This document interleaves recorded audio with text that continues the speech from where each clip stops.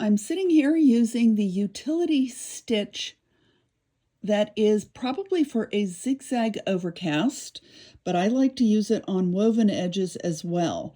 I'm using the M foot, which has a couple little wires in it and a guide foot that allows the stitch to fall perfectly along the edge. On the back side of this piece, I have stitched both edges and overcast them together.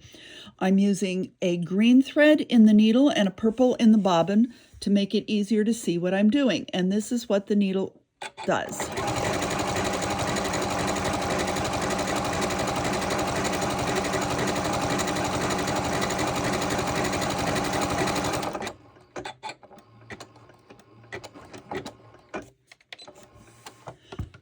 When you're finished, because of the wires, you want to make sure you don't pull it to the side. It needs to be pulled out to the back. And I prefer to cut off the tails on the side this way because then I have some tails right here for when I go on the other side. I'm going to slide the second piece. This is a seam allowance where I would want the seam pressed open.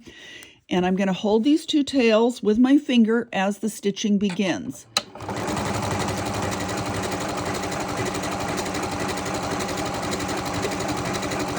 As you can see, this goes fairly quickly. Now, since I'm done, I can use the automatic scissors to cut, but I still want to pull it off the back.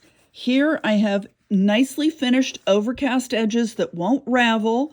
As you can see, the fabric does ravel a bit. If this is in a garment, you don't want that to happen for the longevity of the garment.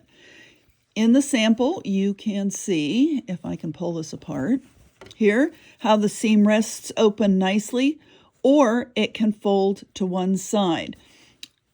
There you go. That is how you do overcast edges. You don't have to have a serger. You can use the stitches on your sewing machine. And I will bring this right over to the screen. That's what the stitch looks like on the screen. You can adjust the default length, but not the width. And you can see on my machine, it's stitch number 15. You can also, if I push the screen correctly, you can also go in, and if you need to change the tension setting depending on the thickness of your fabric, the weight of the thread, and so on. Okay, that is the overcast edge on the Janome M7 Continental.